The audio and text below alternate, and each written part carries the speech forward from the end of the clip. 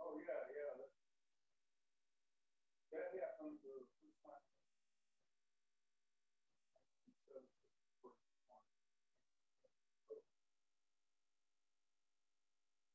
People were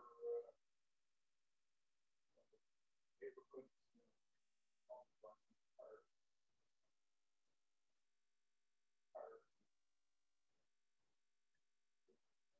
home neighborhood. And they didn't beat them up or anything. Help them there.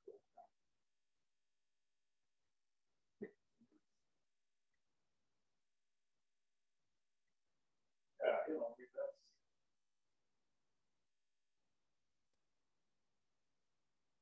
well, you see now.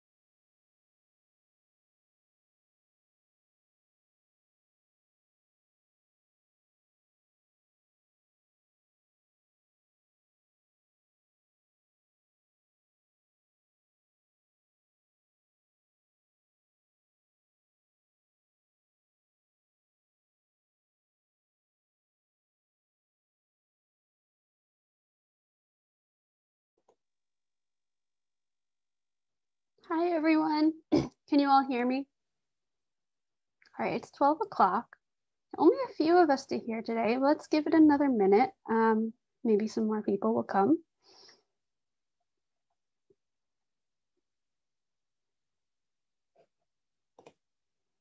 Welcome, Stephanie. Yeah, if you're welcome to share in the chat if you brought something. If you didn't bring something, that's okay. We can all learn from the process of giving feedback to other people too.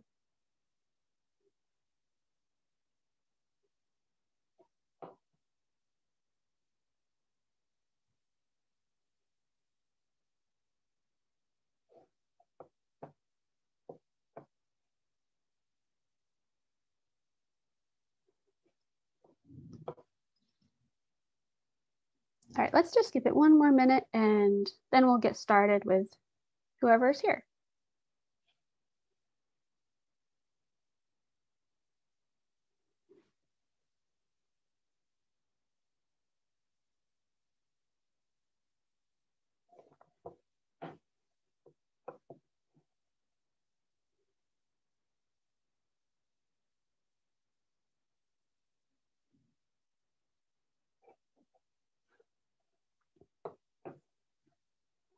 So I'm Rebecca, and this is the Nature Journal Club's Writing Workshop Wednesdays.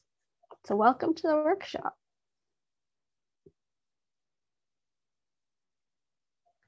Today's topic is how to give and receive feedback. Because usually during the workshop, we have time to write and then to share. And usually I give some of my reactions and comments, but it'll be more beneficial for everybody if we can all comment on all of each other's and give our opinions.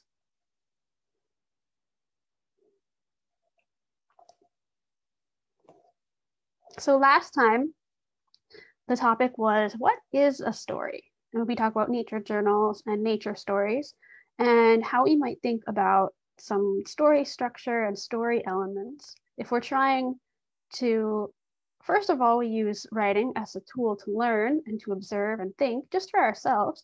But if we want to communicate it to other people, sometimes we can use some elements of storytelling to make it more interesting to share with other people.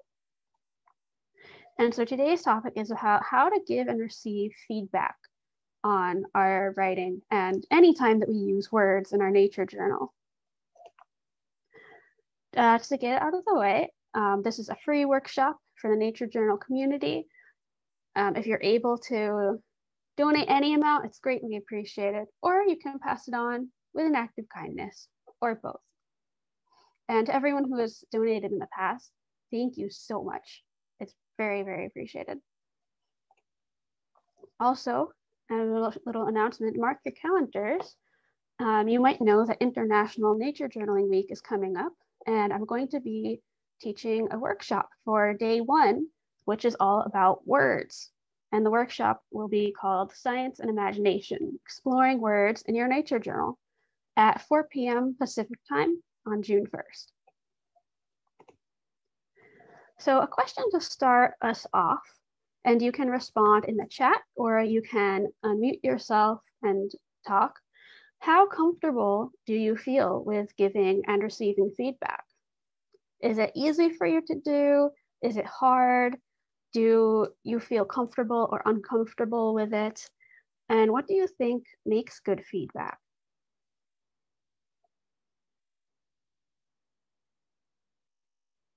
And I guess this could be about writing or just feedback in general, because we all give and receive feedback about lots of different things in our lives. Sharon? Yeah, I was a lecturer at a university, and I was working with students that were studying for professional degrees in physical therapy. And so for the clinical practice part of their, it was a lab course so that they had to demonstrate skills. And so I had to provide feedback, but I always found that when we were having that sort of a lab where feedback needed to be provided, it was helpful to me to stop and think about what would be helpful, and can you sandwich it with, I like this part of what you're doing, but I think you could improve your performance by doing so and so. So keep up the good work, and let's just add this one little aspect to your performance. So I would try to sandwich it between two nice comments so that it wasn't too stinging. So that's what I would try to do. But I always would have to think in advance about having to do that. Make sure that I compliment them on the things that they're doing well before I raise the issues of the things that they need to improve in. Yeah, that's a great technique. It's good to, we can all show each other how we can improve, but we want to be nice about it too. Yeah, identify both the good things and the bad things, the things that could, both ends of the spectrum. Yeah. Any other thoughts from anyone?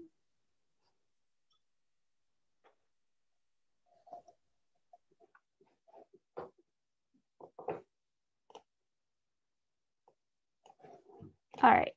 So the thing about writing is that it usually is solitary, although it's not always, especially if we get together to write or to do nature journaling. But we can also, but another important part of writing is coming together as a community. And when we share what we do and listen to each other, we can help each other grow, just like Sharon was just saying. And so, like I said before, when we share here in this workshop, usually I give some reactions and comments, and some other people usually do too. But if we can all know how to give feedback to each other, I think that will be the best way that we can all help each other to grow and improve our skills. And hang on, I need to expand the thing with the videos because I can't see everybody anymore. Although not everybody has their video on, so I guess that's okay. All right. And so the important thing about feedback is giving feedback and receiving feedback. These are skills. So just like any other aspect of writing or any other craft, it's not something that you automatically know how to do. It's something that we have to learn, and we can get better at it over time. It's a whole skill in of itself. And I think what's really important to think about with feedback is it all depends on what kind of feedback do you as the writer want to get? And what is your purpose for nature journaling in general, or nature writing? So why don't we all take 1 minute, I'll put on a timer, just write down whatever thoughts come to mind about why do you do nature journaling? What's your purpose for it?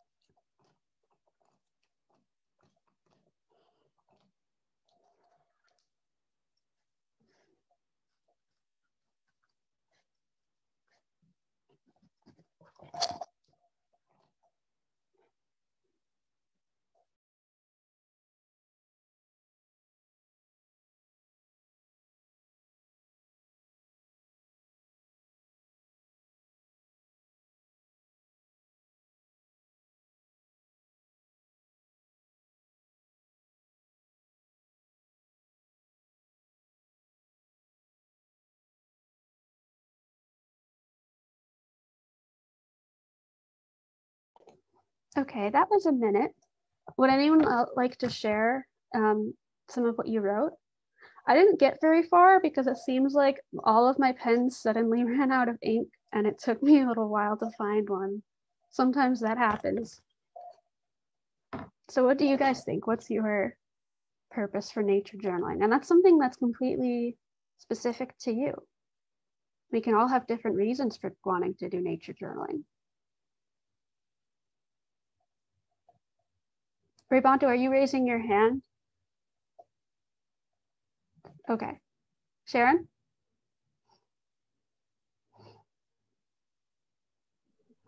I'll get the ball rolling. So there's the writing in my journal is, I came up with 3 ideas that it allows me to contemplate my emotional reaction to my observations. Sometimes what I write is providing a self-critique of what I have drawn or painted. And a third thing is that I might jot down some ideas for what I would want to draw, paint, or write about in the future, and what techniques I might like to try. For example, I tried a drawing using stippling yesterday, which was a new technique to me. And I provided a little critique of myself, of the drawing, just noting that it really made my brain go in a completely different direction in terms of using the stippling to outline a negative space. So, and just, noting that it was difficult to depict 3 dimensions with the technique as I know it at this point. So just, it gives me some ideas about what I might want to do in the future. So. Okay, thank you. So you're really thinking about your process as you're doing it. You're kind of almost giving feedback to yourself as you go, which is probably very useful. Anyone else? Valerie? Hi. Hi. I had to find a different pen, so I only got a few things down, but the number 1 reason is just because I have so much joy being outside. I love the outdoors. And then learning about the world here in the Owens Valley and the Eastern Sierra. It's increasing my knowledge and keeping it at my age. I'm close to 70. It helps to keep my mind active as well. It's like a brain exercise, researching things. Yeah. And then the other thing is it's a great way to keep up my art practice, design skills and watercolor and all of that, because I'm a watercolor artist as well. So anyway, that's why. And also we have a couple groups here in the Owens Valley, and it's a great social event. Once a week or so we get together. So those are my reasons. So to learn, and a reason to spend time outside, and to keep your mind sharp, and be social. Yes. Yeah, those are all great reasons. Those are kind of similar to my main reasons. When I had a few seconds after my pen started working, didn't get to write them down, but I was thinking about, I love nature journaling because as a way to learn more about the world around us, to learn about nature, and like you said, to be outside in nature, and like Sharon said, to think about my emotions too, and how all of those things connect are some of the reasons that I like nature journaling. Okay, anybody else? Last call. Okay, so, I was going to write them down here, but I forgot, so that's okay. So we can think about what's our goal for nature journaling, or for writing, or regular journaling overall. Like, why is this a thing that we do in our lives? But then you can also think about what is your specific goal for this piece, or for this nature journal page.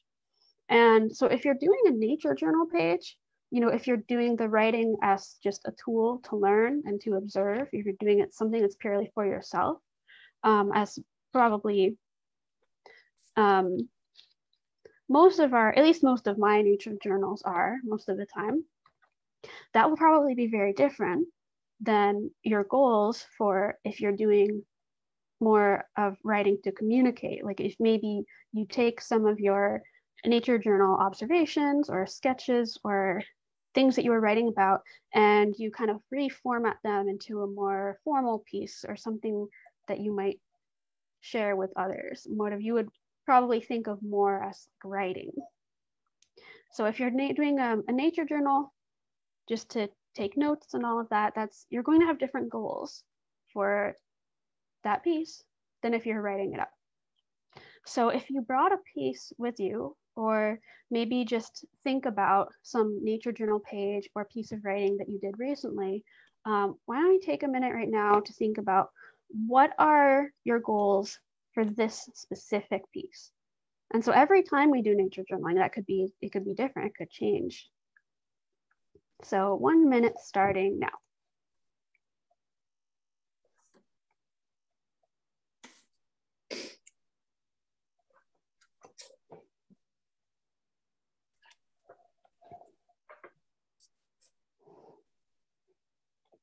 Oh, and just to clarify, there's a comment in the chat that says kind of feedback wanted, critical but constructive. Yeah, that's definitely very important. Just to clarify, when I said what kind of feedback might you want, I meant more of what specific topics, or are there any specific things that you would like to get feedback about? But yes, the quality or the sort of feedback is very important too.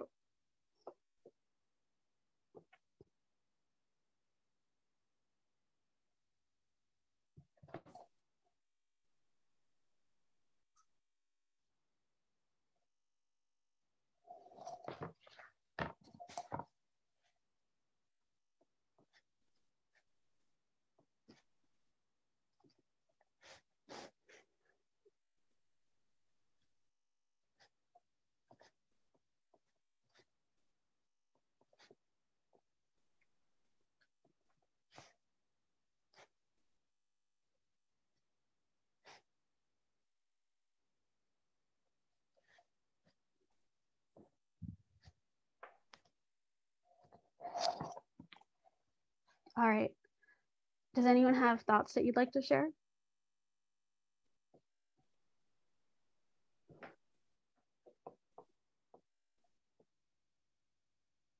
It looks like some of you are still writing, so I don't usually see a thumbs up when you're done.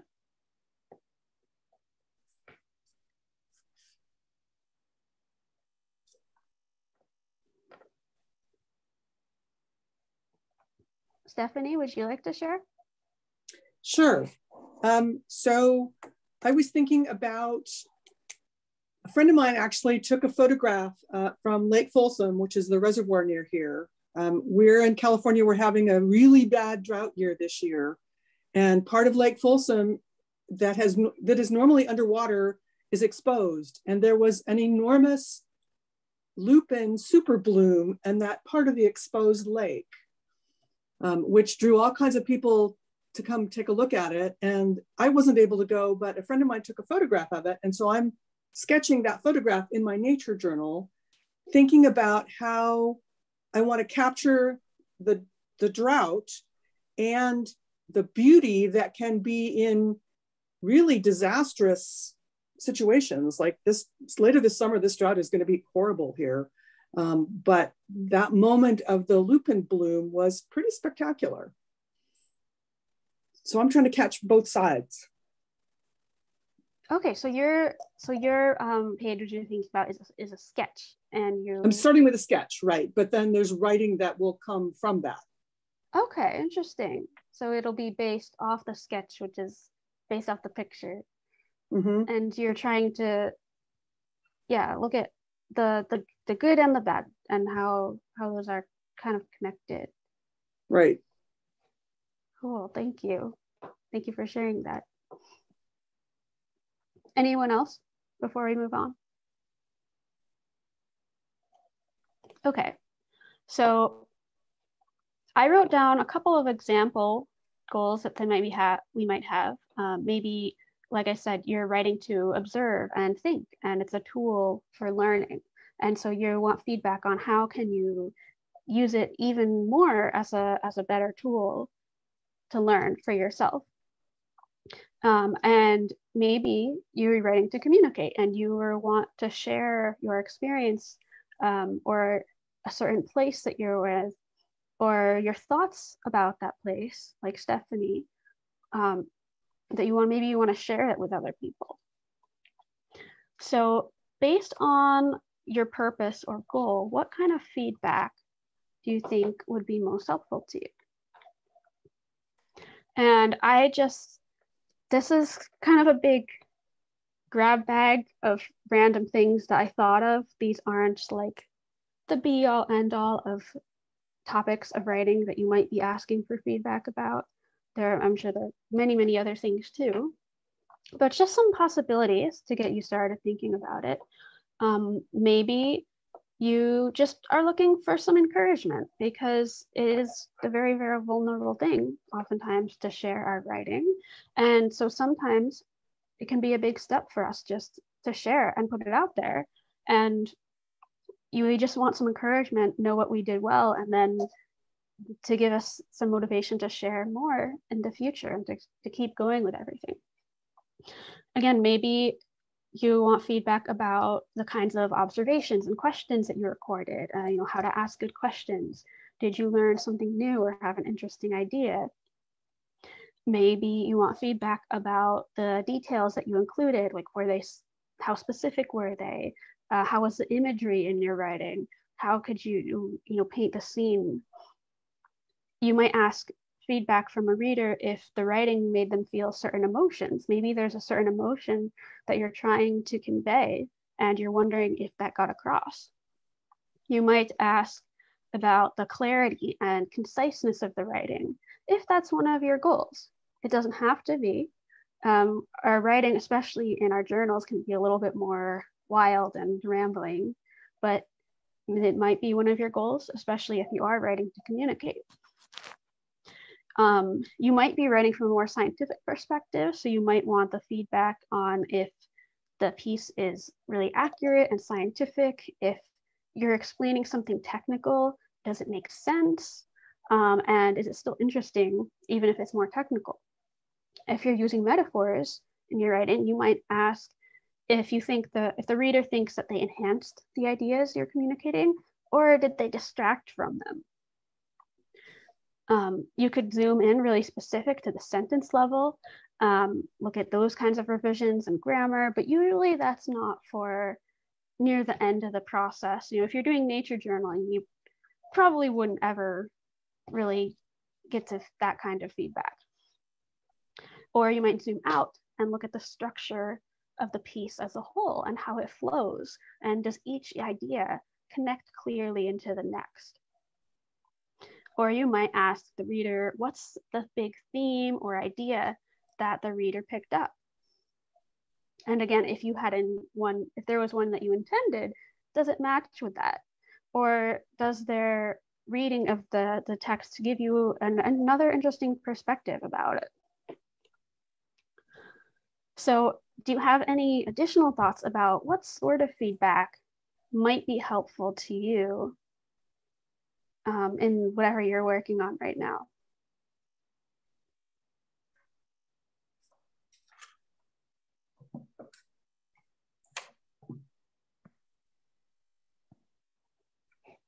Sharon? One of the things that we did earlier a few weeks ago was that we just looked at all different, we all came up with different words for wonder. And if there's a word or a phrase that tends to be repetitive in the writing that I do, it would be helpful for someone that is reading it to notice that and to be able to provide some suggestions about other, perhaps more picturesque words that I might use as an alternative.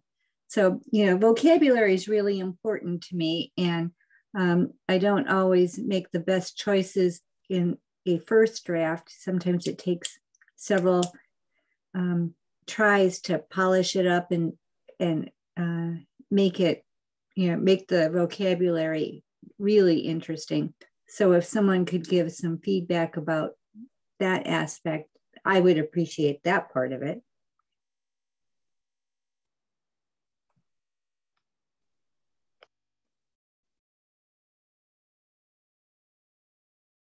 Yeah, our word choice and vocabulary is really important.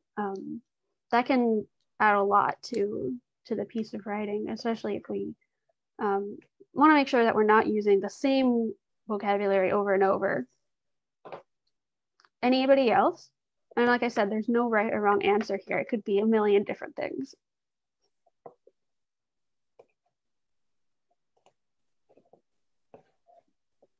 Okay. Oh, Stephanie. So a lot of times when I'm writing, I would like feedback on what actually gets communicated. What did the reader get out of what I'm saying?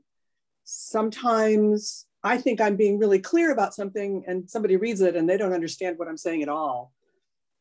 So sort of that general, what came through feedback is really helpful to me. Mm-hmm.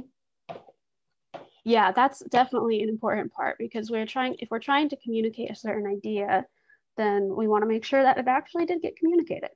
Right. Okay, anybody else before we go on?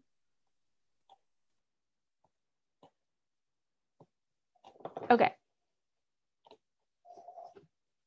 So like we've already talked about, it's really important to be kind and respectful, but also to be constructive. So we want to be as specific as possible when we're giving feedback. We want to avoid just saying, oh, that was good or that was bad, because that's just not very helpful. And so one way that we can do this is the sandwich approach, which Sharon already mentioned.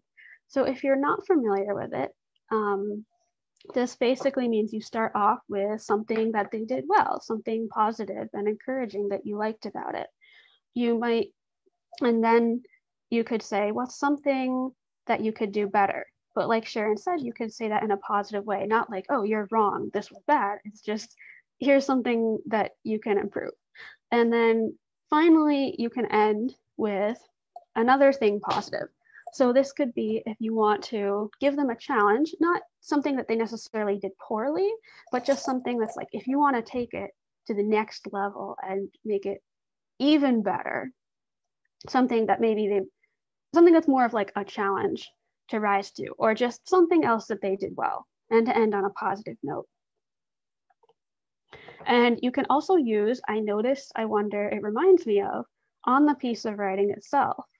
So we do that with what we're observing in our nature's journals, but we can also say, oh, I noticed that you did this, and I wonder if this is what you meant by this, or this thing reminds me of this other piece of writing, or it reminds me of this memory that I have, or whatever it is.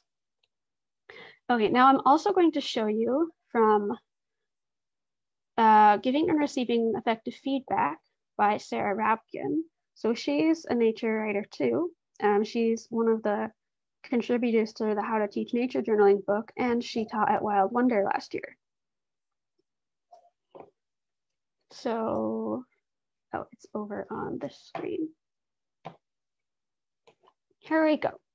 So some notes for the editors, and this is a free PDF that she has on her website. So remember that if you're the one giving the feedback, you're a sample audience, you're not a judge, you're not an evaluator. So you don't have to worry about having something brilliant in response. Just read or listen carefully, trust your gut reactions, and express them constructively. Keep in mind that simply reading or listening to someone else's work is a big help in itself. One of the simplest and most helpful responses is to tell the writer in language as clear and concise as you can muster what you understand to be their central idea or argument. So that's just like Stephanie was saying. If you can repeat back to them what you think the point was, then that'll help them to understand if they're getting their message across. It helps to couch comments in subjective terms. For example, I was confused by the introduction because instead of posing them as absolute judgments, like your introduction is too confusing, as if it's a fact, because it is still our opinion. Somebody else might have a different opinion and they might have thought the introduction is great. So we're just giving our thoughts and opinions. So, and imagine if you were the recipient between these two different comments and how different it would feel.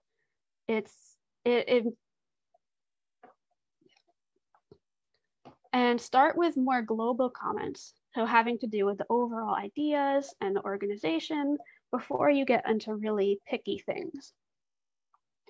It's useful to offer at least one positive reinforcing comment to help writers see how they've succeeded with you as the reader. But don't hold back from pointing out what you see as any problems. You're not doing your fellow writers any favors through false flattery or by withholding feedback for fear of hurting someone's feelings. Obviously, we don't want to hurt anybody's feelings, but honest, accurate criticism actually shows respect for the other writer's intelligence, because it shows that you believe in their ability to improve. Give specific feedback, whether positive or critical. Comments like, you did a great job, and I wish I could write like you, and I think it's fine the way it is. It's really nice to hear those things. It might help the writer's ego, but it doesn't really help with making the piece better. I don't know if you guys have ever experienced when you show somebody something that you made and you ask for feedback and they're just like, yeah, it's great. And you're like, okay, that's great, but I don't know what to do with it now. So if it did impress you, you can be specific about what you liked. Also, keep your feedback focused on the writing itself rather than the writer. So it'd say like, oh, then the third paragraph, that tells me exactly what question you're addressing, rather than you're your clearest in the third paragraph. Because anytime we produce anything, whether it's art or writing, it's something that we produce that's separate from us. And so we want to critique the work that we made. We're all fine the way that we are. And avoid becoming sidetracked by conversations about the topic, as opposed to ways that the writing addresses the topic, and where the comments really help the author to revise. So instead of saying like, oh, you're writing about, I don't know, snails, and oh, isn't that really cool because snails do this or whatever. That was just a random example. But as opposed to saying, oh, I really like how your piece of writing at this part made me think about it differently or whatever. Although now that I'm thinking about it, if the writing itself does spark a conversation, maybe that's some good feedback in itself, because you would want probably the writing to be something that people would want to talk about and to keep thinking about on their own. So maybe that is something that would be good feedback in of itself. Okay, so now if you are the writer, or if you're the one receiving the feedback, here are some tips for that. So you don't need to really explain or apologize for your draft. You just want the response to how it is. You can tell the editors or the people giving feedback what kind of feedback would be the most useful to you. So that's what we spent the first part of this workshop talking about. Because I think it's, if they give feedback that's not relevant to what your goal is for the piece, then that's not going to be helpful either. So for example, let's say that you're trying to write in a scientific way and you get feedback that's like, well, I think if you changed this and this, it would be more of like a story, and that might, make it a little bit more interesting. And then you're thinking, but that wasn't really the point. I'm just trying to write about this science thing. Or on the other side, maybe you're trying to write a story and you get feedback that says, well, I really wish that you went into more detail about the technical aspects of this thing and how this works scientifically. And you would think, well, that's maybe it doesn't, all that explanation doesn't really fit in the flow of the story. So the kind of feedback that you want, I think, is really important to communicate before you get the feedback. When editors give you feedback, resist the urge to argue or to explain. Even if they pose questions that sound as if they demand answers, you don't have to respond. The most productive response is just to note them down, and you can ponder them later when you're revising. If you find yourself feeling annoyed or defensive in response to comments, remember that you are ultimately in charge of your own writing and revising. Listen sagely and receptively to everything you or peer editors tell you and consider it seriously. Then revise based on your own best judgment. You might not decide to act on every comment you receive, but you should never dismiss feedback until you've thought about it. So it's important to keep an open mind about what other people think, but at the end of the day, you're the author, it's your creation, and you get to make the final decisions based on your vision and your goals for the piece.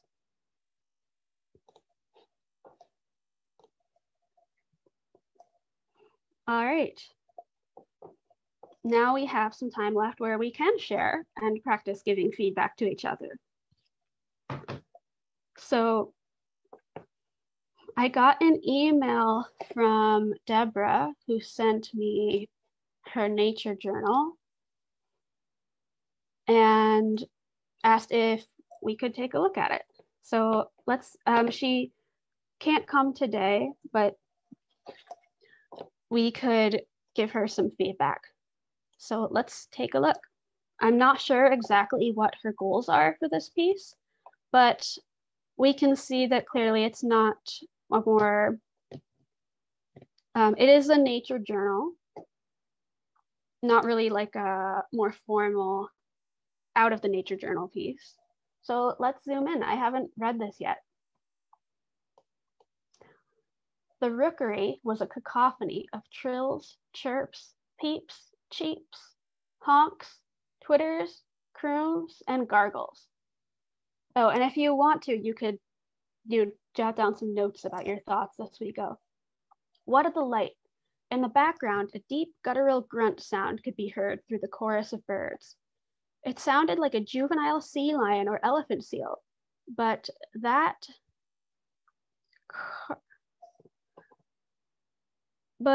can't be. I'm not sure what that says. Mm-hmm. Here in the estuary, the water level is too low. Yeah, I think that's what it says. It can't be here in the estuary. The water level is too low. I listened more closely and watched. The cormorants were making the sound when they flew out of the nest or back into it. I wonder why this rather plain, almost all black bird has such a hoarse sounding voice. If they were an orchestra instrument, they would be a French horn or a tuba. Questions. How many nests are there in this small grove of eucalyptus trees near the bay's edge? 16. Are all these nests cormorant nests? Snowy white egrets are nesting about 30 yards away, but they are in live trees and partially hidden by eucalyptus leaves. I do not see any herons. Why are some nests empty? Were they unsafe and abandoned? Are the birds just going fishing or gathering nest building supplies? And it says rookery reserved for cormorants, egrets, and herons. Why do the cormorants build their nests up so high in dead or nearly branchless trees? Herons and egrets too. A gesture sketch. Got the metadata here. Glide and dive and build a nest. I like how the words are going around like that, kind of diving, just like the birds are. Did you know cormorants are monogamous, courting, love birds, mating? I wonder why they would mate after their nest was built. A birder taking photos told me they rarely build a new nest, but shore up nests from prior years. A perfect ready-made love nest. some references. That's nice that she included that. If you learned something, it's always good to show where you learned it. Cormorants lay 3 to 5 pale blue eggs in nests that are 18 inches to 36 inches wide and 4 inches to 17 inches deep. The cormorants busily worked with the seaweed on the inside of the nest. Were they lining it so their eggs will not fall through the gaps? Were they lashing down the loose twigs and branches so when the gale force winds trounce upon their nest, it will hold strong? Were they simply blanketing their nests for their baby shaglets, which means chicks? So I think it seems clear to me that one of her goals is to learn. She asked lots of interesting questions and then tried to find answers to the questions, either through direct observation or through looking up some other reference materials to read about it. I like how she did, I noticed, I wonder it reminds me of, but kind of woven in through more of a whole paragraph here. She noticed all the sounds that the birds were making. She wonders why they have a hoarse sounding voice. And she doesn't say it reminds me of, but she just says if they were an orchestra instrument, they would be a tuba or French horn. Those are my initial reactions. Does anyone else have thoughts about her piece, about her nature journal page?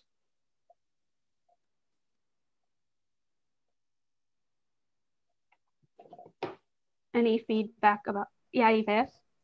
I appreciate that the questions are highlighted with the special question marks in the purple bubbles, because it makes it easy when you're skimming the page to see them, to latch on to the questions. Mm-hmm. Yeah, I like that too. Mm-hmm. So she's got a page that is, you can see her process of learning in action, but at the same time, it is a very aesthetically pleasing page. And it is, the information on the page is organized in a way that makes it easy to come back to later.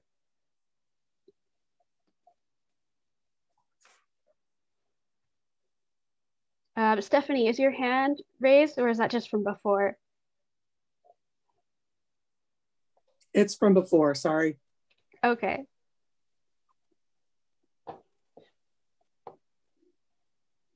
Does anyone else have feedback for Deborah?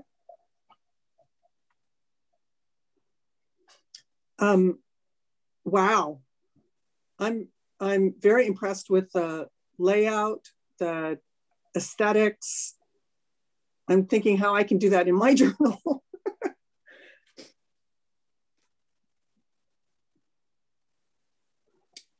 Yeah, so you like the layout too. Mm-hmm. Sharon, do you have something to add? I saw your hand. Yeah, I thought it was the fact that she was counting things, you know, providing numbers so that you had a sense of how many trees there were in the vicinity and how many eggs were in the nest. So it gives you a numeric understanding of what she observed. You know, it's not a dense forest, and these birds aren't, you know, unusually fertile, so that they have many eggs. You know, just 2 or 3. So that's, you know, helpful information to know about their mating and young rearing aspects of their life. So that was, I thought that was very helpful information to be communicated. Mm-hmm. Yeah, she did use words, pictures, and numbers too. Mm-hmm. Oh, and I'm just noticing now this arrow up here looks like the seaweed in the picture here. Mm-hmm. So she kind of based it on what was actually in the environment. So that's pretty cool. And yeah, the pictures and the text are supporting each other. Like with this, she's got the words here, but then it's pointing up at the picture. Eva, were you going to say something else? Oh, and then Valerie. I think it's it's a super, I'm sorry, Eva, did you want to go? It's okay, you go ahead. Okay. I think it's a super informative page. I love all the information that's there, and the design flow, the artwork is absolutely wonderful to look at. The one suggestion I might make is just to include a little snippet of green in that larger black and white sketch, just to continue the eye flowing with color throughout the page. But yeah, I love how she incorporated so much information in such a pleasant story-like manner.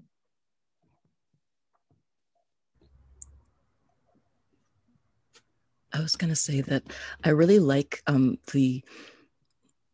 first sentence has such a diversity of ways of describing bird noises: trills, chirps, peeps, cheeps, honks, twitters, croons, and gargles.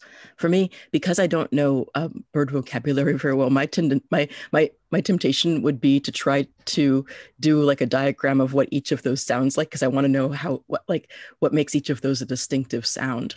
But I love that she's giving us vocabulary to describe what those different sounds might be. Mm-hmm.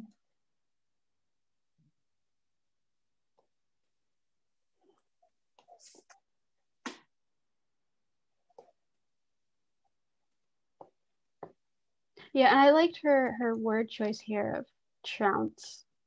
It's a pretty good word.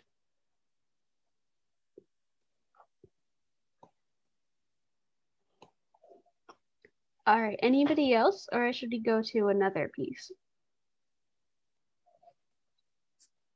We have a comment. I love the title, the format, the layout.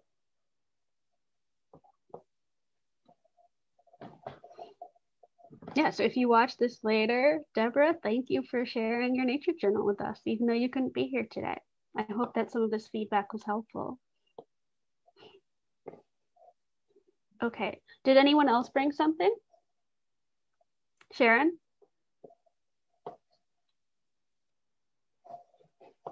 Let me stop the screen share for a minute. I'll spotlight you.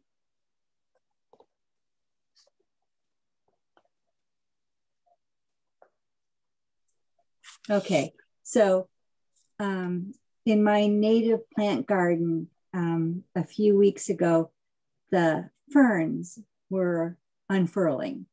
And so I did a little drawing of them. And then I made a diagram of the fern life cycle, because they're so different from the way the plants that we put in our vegetable gardens grow. And so, with gametes and different stages of growth. And I'm going to read that small bit at the bottom, because that's the bit that I'd like to have the kind critique made of. So just a little second, let me turn around here. So it says, fun fact, ferns are so ancient, they were growing before dinosaurs roamed the earth. The fiddleheads can be eaten and reportedly resemble asparagus. They don't produce flowers or seeds, but reproduce via spores and gametes. So that's my little blurb about ferns. Do you have any specific goals for that page? Just that I wanted to understand a little bit more about the reproductive cycle for ferns, and just that to contrast them with seed-bearing plants, I guess. Just what a different strategy they use for reproduction. So. Yeah, I really like how you were so focused in on that one question that you were trying to learn about, and you put all the information about it, and reportedly they taste like asparagus, but that tells us you haven't tried it yourself, at least not yet. No, I haven't. And now they're too grown. They're not fiddleheads anymore, and they're supposed to, as they mature, they're supposed to be very bitter and perhaps even toxic. So I don't think I'm inclined to try them now either. Yeah, so I really like that. And if it were me, this is a personal choice, I would wonder a little bit more about what was your experience with the fern specifically. Did you had any more direct observations from the fern aside from what you learned from reading about it? But overall, I really like how with yours too, the words and the pictures complement each other, and you've got that the diagram of the life cycle and then the words there explaining it. And even just copying something like that we learned from a book, if we do it ourselves, that can help us to really learn it better. Yeah, I did this kind of in the middle of April, and I remember still some of the terms that are related to fern reproduction, even though they're quite foreign to me. Yeah. Does anyone else have any feedback for Sharon?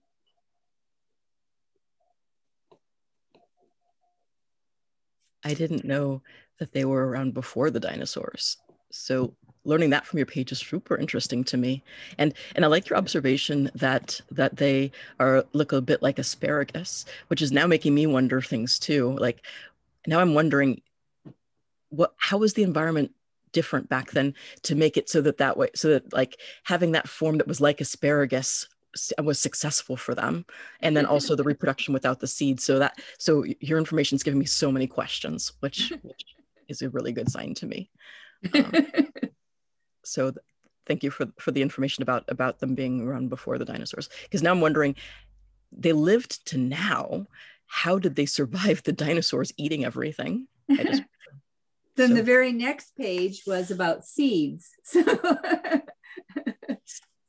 it was, I didn't write anything that was really too exciting there, just saying that many seeds that I had started quite a few in flats under lights in my home, and then I just made a list of what I was growing. But what I liked about the illustration was that it just shows the variety in terms of what seeds look like. You know, they're spotted and green and brown, and you know, all the different shapes, and you know, there's a lot of variation. So anyway, thank you. And that kind of got to something I was thinking about with the ferns, and you kind of ended the text about they reproduce through spores. I wanted to know more about spores and how do they differ from seeds. So that might be an avenue. Yeah, that would be an interesting Nature Journal page too, the difference between spores and seeds and exploring that. Ray Bonto, do you have a comment? What do you think? I like the layout and the metadata, how you put it in that circle. I love the detail on the drawing too.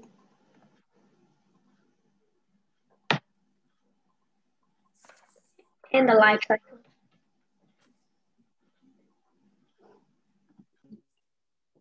Yeah, so you like the all the detail that she added. Thanks, Urbonto. Anybody else?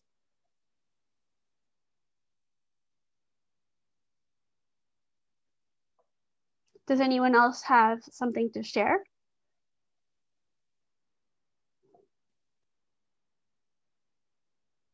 Well, I have something to share if nobody else does.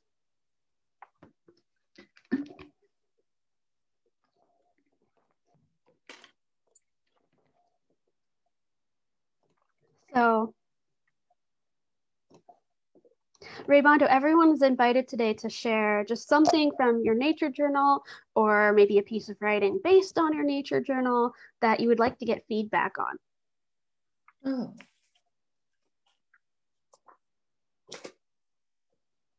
So, oh, Valerie, do you have something you want to share? You seem interested. It's a work in progress, but I was sitting outside the other day and the seeds from the cottonwood, it's called cottonwood fluff, were just everywhere floating in the air. And it almost reminded me of those little phosphorescent things that were in the movie Avatar, how they caught the light and glowed. And so I wrote a little bit of a poem, and now I'm trying to do a little bit of a nature journal, looking up information about it's actually black cottonwoods that we have here in the Owens Valley. And so I'll read what I wrote. Okay. And like I said, this is all a work in progress right now, but black cottonwood, fluff floating, silver and white, catching sunlight, parachutes of seed, daytime fireflies in the breeze. I love That's that all. comparison to fireflies. Yeah. At nighttime, fireflies glow, and these were just glowing in the sunlight. It was kind of the opposite. So it inspired me to check out more information about them.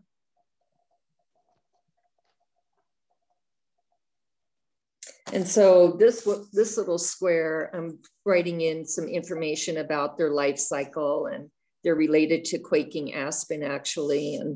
And then down here, I've got a picture of the two cycles. This is the younger spore, whatever, before it turns into the fluff. And so I'm going to identify the parts over here. And that's about it. My nature journal pages are kind of varied. This was an amethyst crystal, and so this was more of a watercolor effort than really a lot of information.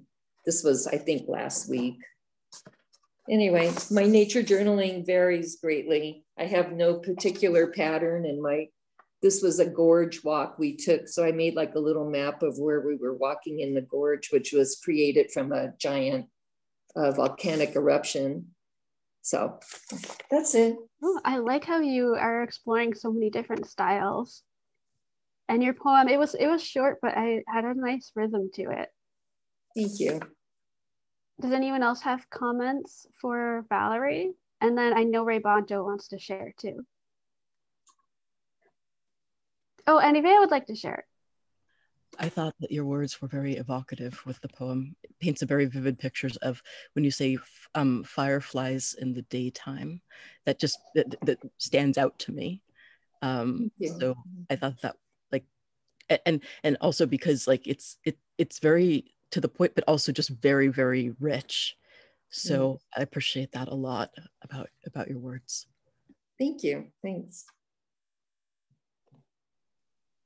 All right, we have a couple minutes left, but I can stay longer if anybody wants to. Raybondo, you were showing yours first, and then Ivea can go. So what did you bring, Raybondo?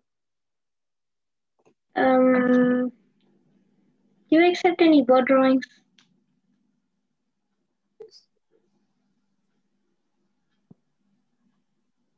Oh, the workshop is focusing on words, but that's okay too.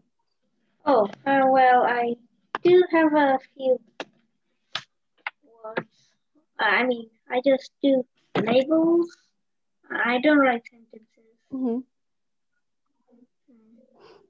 Yeah, well, you're showing a really great way to use words here too, because that is one option. We don't have to have like full sentences and full paragraphs. We can use, it doesn't have to be writing per se. We can use words as labels, and it's a little bit hard for me to see, but as you hold it closer, I can see it looks like you're labeling the different kinds of feathers, and on your picture of the goose.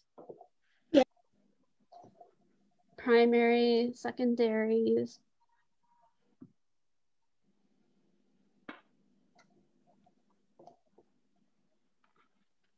I saw a Yeah. mantle there.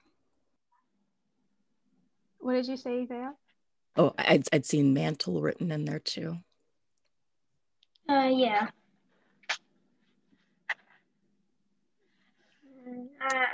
I'm rather focused on pictures, but when I get to, I can draw a diagram and add some words. Yeah, well, that's a great way to combine words and pictures. Ray Bonto, I really liked the labeling. Other information that I would have liked to have known is, where were you when you saw these birds, and what was the weather like, and give maybe provide some information about whether they were eating or whether they were getting ready to settle down for the evening. You know, just what were their activities. And but the drawings are lovely and could just be enhanced with a little bit more information about the context that you saw them in.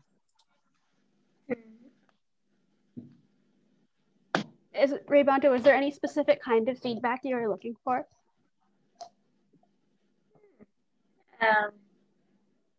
Improvement, which I just got. Nothing specific, really. Well, thank you for sharing. Does anyone have any more thoughts or could we let Ivea have a turn? Oh, I have one more idea. When I see your drawings and I see, like, you convey so much movement on the page with the geese and with all of the bird movements, which I love. And this is just an idea, if it's fun for you, but maybe if you're interested in this, you could try drawing arrows to show those different movements too. Sometimes that just might be fun. Oh, I can't see. Oh, you've got a big arrow in there. Yeah, it was kind of hard to see before, but yes, I see that now. You're saying it goes up and it goes down. Okay, cool. So you already got that. That's great. And then you could, you could even add, words to it that, like, quickly or slowly, or, or just because the way that you describe it always paints pictures in my head. So I just always want to, like, see whatever you're saying. I want to see like, that they were fighting, or that, they bristled. So yeah, you already got the idea about the arrows, which is awesome. So cool. I love it. Because I love one thing I love is whenever you're telling the stories about what they were doing that day, you always paint the most amazing pictures. I can picture really clearly what was happening that day. So I enjoy that very much. Thank you for sharing, Ray Bonto. All right, Ivea, would you like to share yours? And again, it is after 1 o'clock, but I can stay however long people want to. Again, this is a free workshop, but if you're able to donate, it's greatly appreciated. And you can also watch the recordings on YouTube, or if you sign up, I can send them to you after the class. So the feedback I would like on mine is, first of all, how to make it more readable. And second of all, is there information I'm not including that I should be? Because this is specifically with my restoration sites. So I know that there's a lot of words on this page. I'll try to read as much as I can backwards. I think I can read it. If you want to hold it up, I could read it out loud if you'd like. Thank you. Yeah. Okay. Had to stay home last week. While I was gone, spring sprang, and I missed it. Everything is knee height. Flowering, does that say chervil? Everywhere. So that's the kind of plant that's flowering. And I see green seeds forming on some. To take out as much of the chervil, how do you say that? Chervil Chervil as possible before they release seeds. Oh, and then you've got the Latin name too, Anthriscus calculus. I need to learn the grasses. Some are mixed in with the chervil and seed heads now. Poison hemlock not yet flowering here, though white ramping, what does that say? White ramping fumitory. Plant. Yeah. And does that say gallium species? Yeah, gallium species. Mixed in with chervil.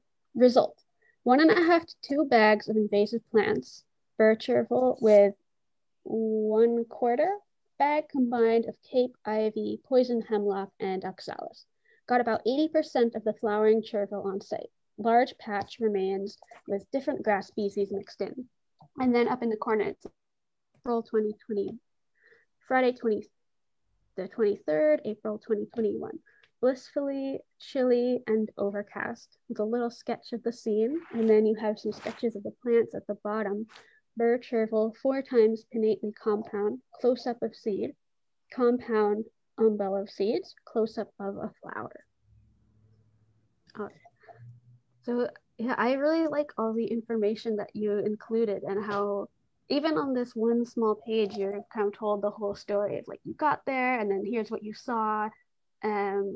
Your disappointment at you missed the spring when it's first to spring, your goal. This kind of reminds me almost of like a mini like science report, or like you've got, here's your goal, here's your methods, here's what you did, and here's the result.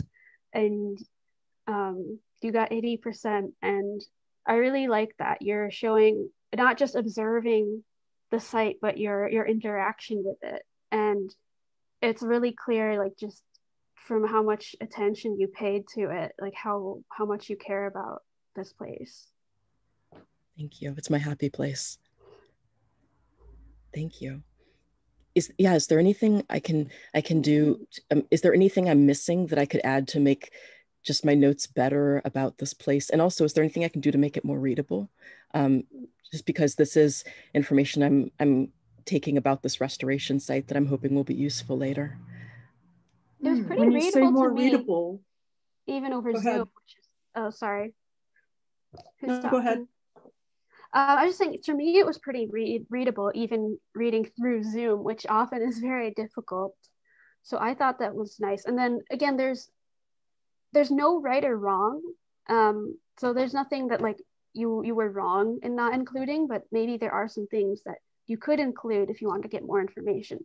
So who was talking just now? That was Stephanie. Hi. And I was going to ask, when you say more readable, what do you mean? I guess that like, if there were somebody who just picked this up and wanted to just like read about it, are there ways that I could make certain words stand out, or are there ways that I write that leave things, I guess, unclear? Anything like that? Yeah. Well, for me, I thought your sentences were very clear, and it was very easily read. That's why I wanted to make sure you weren't talking about, printing or the handwriting, and actually the words, because I think the handwriting is clear too. Okay. I guess my comment would be that this seems, if you were just looking at this one page, it seems like you're in the middle of something. And so if you wanted to make this a standalone, give more of like, okay, a title, a project to remove Birchervil or something like that, to make it really clear that not just your goal, but what the context is. But that really depends on, what your purpose is long-term. Maybe that's the purpose of this whole notebook. I don't know. Oh, that's a good point. I'll give a little background, but then like, I still want to hear that advice. So let me know if this changes anything, but if not, then please. So this is my notebook, Monoceros, known as the unicorn. And it's specifically my habitat restoration diary. Okay. For Battery East. I'm adding notes to this front page. So it is about this entire site that I work on. And so it's a diary that I take with me every time I go to the site, and I record what work I was doing there. But that, I think that advice that you just gave me is really good advice. So knowing that it is a restoration diary, I like your idea of having a title. So maybe I could write the day the Birchervil attacked, or something like that. I could write something really dramatic as a way of making the day stand out. And then you were saying about adding more context. Could you tell me more? I really appreciate this kind of feedback. Well, I think by showing me the rest of the journal, you gave me the context that I wanted, that this is an ongoing project. It has a location. It's happening over time. those are the things that I found confusing just looking at the page. And then by seeing the whole journal, you gave it to me. Okay, cool. Thank you. Nevaeh, I was wondering whether earlier in your journal, you make mention of why this particular location is so dear to you. Why this location? That's a good point. I don't know if I ever did mention that. I know that I talk about Priority One site way earlier over here, but that's only a map. I don't really mention why I love this place so much, do I? I talk about like the poison ivy and how I want to, I'm sorry, the Cape Ivy and why I want to pull that out. But you're right, I don't really talk about why this particular place. Yeah, I mean, that's something, you know, I know you a little bit, and I would be interested in understanding what makes this place so dear to you. Yeah. Okay. That could be something fun for me to like really sit and sink into for a while. I could totally put an entry in there about that though. That would be fun. That would be a really, really fun reflective exercise. So thank you for that. That's a great idea. Any other feedback? Are you using color on your pages? I think I saw some color on some of the previous pages. Oh yeah, here. Sorry, I'll do a quick little flip through. Like I said, I'm adding more to this because to me, this page seems really sterile. So I'm adding the notes I took the first day that were a bit more messy on a separate piece of paper. Then I have the areas where I actually work. I have to add to that because I found more areas that we have work in. This is a really brief sketch I did on site of Priority One. My attempt at sketching why the Cape Ivy is so persistent, because even roots like these that have absolutely no vegetation on them, this will come back to a foot within a month, even these. And I meant to add more drawings of the roots, but I ran out of time that day. Then this was a day that I ripped the Cape Ivy from the canopy when the bird nesting season began, because I didn't want to, I want to do more cartoons like these because I think that they make my pages more fun to look at later. This is one of the rare plants that I'm trying to rescue. And a wound in the cambrium that says that it's been stepped on, which got me very upset. So a Y web and the leaves that are diseased. Some of the weeds that I pulled that were around my priority plants. Wow.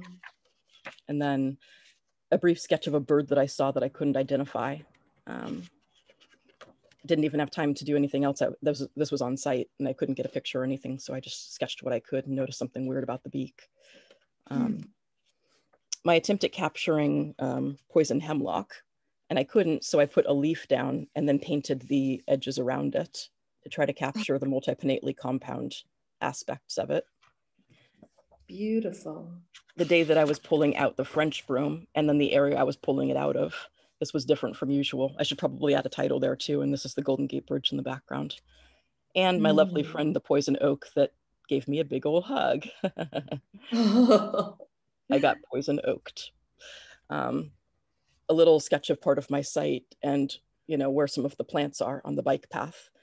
The ones that get stepped on, I should say. And who is flowering today, where I just kind of captured everything at once. A realization I had about one of the plants that I steward, that it spreads with layering. The Cape Ivy taking over the site. The page you all just saw with a little bit of the birch herbal. And then a day of frustration where I forgot my pick at home. And so I pouted. And I have to be careful because I have some seed heads in here I have to draw. A little wetland area that I didn't even know about before that I had to work in a couple weeks ago. A bird that I saw that wasn't at my restoration site, but I had to draw it because it was, and then I'm eventually going to do Priority One site on this page, just draw. Because I did this in the traveling journal, but then, you know, it went away. So I have to do that again. And then my attempt at trying to remember what tools I need, because I'm always forgetting things at home. Wow. So. This is an amazing documentation as well as piece of art. It's just fabulous. Thank you. I'm going to go run to my bookshelf. I want to grab a book to share with you. And thank you for listening for so long. I'm sorry I took up so much time. Thank you. Oh, that's okay. I think we all loved getting to see it. And I think it's super interesting that you have a whole nature journal devoted to this one specific place and you go back there over and over. Yeah, it makes me so happy to be there. Now, it reminds me, I'll see when Valerie gets back, but I was super inspired by you, Eva, actually, when you did the cleanup for your birthday. So, Valerie, before you share, I just want to make sure I get it's 1:15, so before anybody has to go, I was super inspired by Ivea doing a cleanup for your birthday. And next Wednesday is my birthday. So there's an announcement. Next time our class is taking action, which means we will not actually have class. I'm going to try to find some kind of stewardship thing to actually go do. And then we can write about it. And the week after, we can all share our stories of stewardship. So hopefully I will be actually doing something at the actual time of this. If you want to try to do something, at any time, it would be within the next 2 weeks, because I think writing is so important as to learn and to think about what we observe and what we're doing. And it's really important to reflect on it and, tie in our emotions and our personal experiences and all of those things. But when we're learning about nature, if we only reflect, then we're not taking action. We're not actually doing anything. So I think it's really important to have that balance of reflecting and taking action. So that's why next week we can take a break from the writing, go out and do something, and then write about the experience. And then we can all share it with each other. Happy early birthday, and I'm so happy for you. Yes. Thank you. So May 19th. I'll try to make a special trip that morning out to my restoration site, and I'll specifically think about you and write about you while I'm there. Aww. Oh, that's so exciting. Thank you. Birthday. So Valerie, what did you want to share with us? I have a book that maybe you're all familiar with already, but have any of you seen this? Oh, In and Out of the Garden by Sarah Mida, Midda. It's a wonderful book, especially your journaling. This came right to mind when you had your tools of the trade page with all the tools you try to remember to take. But she, just documents like a year in her garden with these amazing, again, the little sketches of the different types of weeds or whatever she's growing in her garden. It's a wonderful little book to find. It's just something you can, little maps. Can you see it? Can everybody see this? I see there's a comment. Rebecca, can you see it? I spotlighted Valerie, so that hopefully everybody can see it. Yeah, if you can find it. I actually found this in a thrift store. I couldn't believe my eyes when I saw her name, and I pulled it off the shelf, but it's just amazing. So the name of the book is In and Out of the Garden, Sarah Mida. Eva, were you familiar with that? No, I wasn't, but now I'm very intrigued and I want to see it. Thank you. Yeah, she has, I think, one other book focusing on Japan, when she spent a year in the garden in Japan. When was that book written? Do you know? Yeah, it definitely has a more old-fashioned style, so I'm curious if it was written a long time ago or if it's just mimicking that style. Let's see, In and Out of the Garden. First printing was 1981.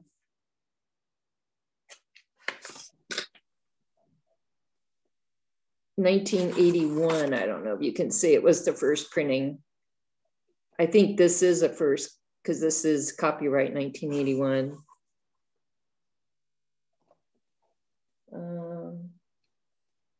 In and Out of the Garden. New York. Anyway, it's just a delightful book by Workman Publishing Company. It doesn't even have a barcode. Wow. That's an awesome find. Yeah, it was. Thank you for sharing. Well, you're gonna head out?